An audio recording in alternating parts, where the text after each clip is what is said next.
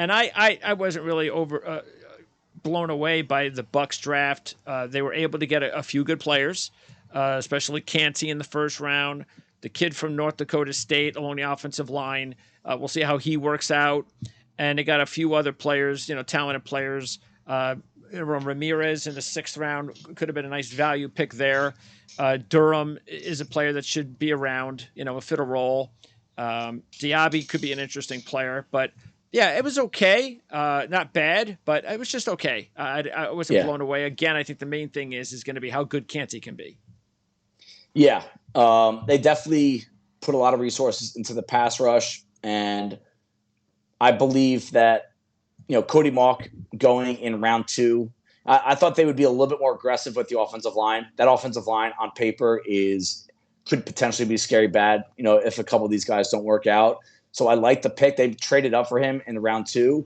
I just thought that they could have used another one of those first 4 picks on the offensive line. And Kancey is a swing for the fence that, he's one of the biggest spectrum players in this class, where he could be really, really good. He could be really, really bad because he's such a situational guy.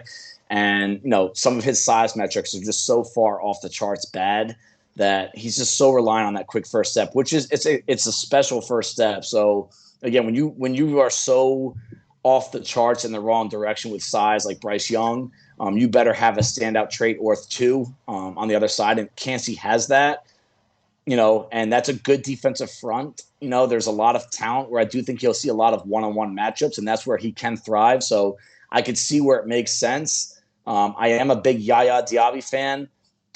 Just thought that, using 2 of their first 3 picks on pass rush, really. I mean, Diaby is a little bit more diverse. He can defend the run, but really you're picking him at that point to help you rush the passer on a team that needs a lot of offensive line help. I could come up with a couple other needs on that team that I think they're gonna need to be scratching for in the future. This is also a team that they already spent recent resources on pass rush. So I just feel like it was a little bit of overkill on a team that had a lot of other issues. And I'll tell you what, this team to me looks like the team that's trying to go for the top of the draft next year, Caleb Williams, because these guys aren't going to help them win games, in my opinion. They can be good players on a team that eventually gets put together, but some of the moves just kind of reeked of that to me, is that they really are going to try and get to the top of that draft somehow next year. Yeah, I mean, the thing is, and we'll talk more about the Jets on Friday, but like I was thinking about this the other day, and that's the whole comparison with how Brady goes to Tampa Bay, they win the Super Bowl, and now he's gone. Peyton went to Denver, won a Super Bowl, and he was gone. And when he left, Denver pretty much nothing. And I don't know. And I look at this Tampa Bay roster, and I don't think they're in great shape. I think a lot is going to depend on these drafts and this next couple of. This is big. They got to keep some. Even last year, even though it was bad, they at least put themselves in a position late to play meaningful games.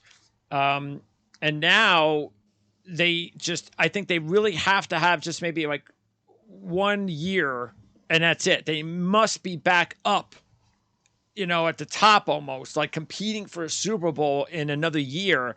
If not, then it's another one of those things where a guy just comes in, win a Super Bowl, and then, sort of like what could happen with the Rams and Matthew Stafford. Right. Guy comes in, win a Super Bowl. Is that what you want? And I say this with the Jets because this is what I keep trying to tell people about why I wanted Aaron Rodgers there so bad and why I think it's a great fit for Zach Wilson, because I believe it's the only way that it's the best way, I should say, to hope that when Rodgers leaves, you can keep the momentum going smoothly, that hopefully he steps into the role and it's not just I'm renting a quarterback to win a Super Bowl and then your team goes back in the tank for another time. Right. That's fine and dandy, but that's not really what you want to happen. So for Tampa Bay's sake, that's why this is very important for them to not be that type of team. I mean, I don't think they want to be Denver. I don't think they want to. I'm sure it was nice to win a Super Bowl, have Brady there for a couple of years, but is that really what you want like 5 or 6 years from now if your team's like on a 4-year run of not making the postseason? So, right.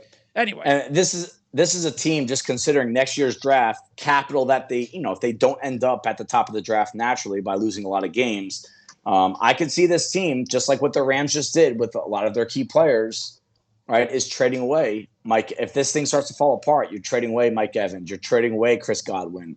I could see the bottom falling out on this team if it means that they got to go up and get their next franchise quarterback in the draft next year. The thing that goes against that, and the reason why they were in contention late in the year last year, other than the fact that the team might have just been a little bit better with the quarterback and Tom Brady, but the division stinks. That's true. It's you can win 8 games and win that division. That's so that could go against them. Yeah, like they think they're actually they're better off than they really are. Yeah. Right, exactly. It's not as good as you think.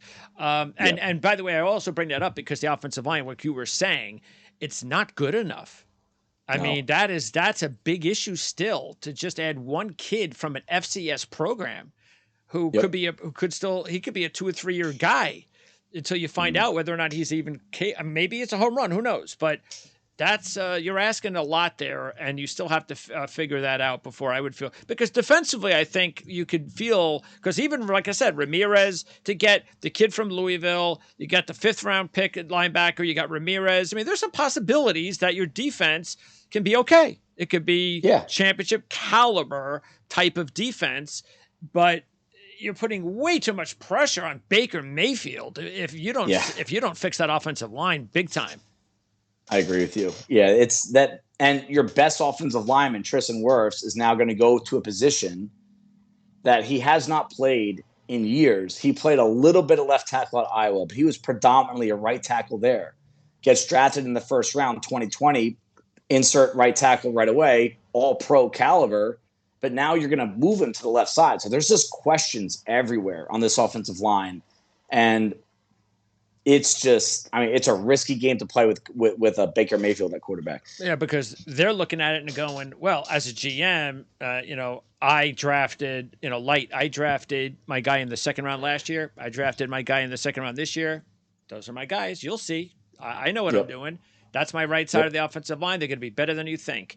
You know what? If he's right, then they're better than you think. But these are still question marks. Yep. And they also have a big hole at left guard. So, as far as undrafted players, interesting that Izzian was picked up, who I think can be a pro defensive back because he went to Rutgers. And, of course, Todd Bowles' son plays at Rutgers. Okay. So he probably saw a few games there. His son's a defensive back, and he probably saw this kid play. Probably like, this kid's not bad. Other than that, Sean Tucker was probably the biggest name, right? Yeah, Sean Tucker, who had his private pro day, I think, a week before the draft, and he did well there. Still sounds like there's some weird stuff medically going on with him that's not body related, not like injury related, like some sort of condition. I'm not sure. I don't want to put that out there yet, but it sounds like there's something weird going on with him. Raheem Jarrett, a wide receiver from Maryland, is someone that caught my eye a lot when I scouted Maryland. A lot of good and bad with him, Jalen Reagor type. But to get him as an undrafted free agent on a team that has no wide receiver talent beyond their top 3, I think he's got a good shot at making that team.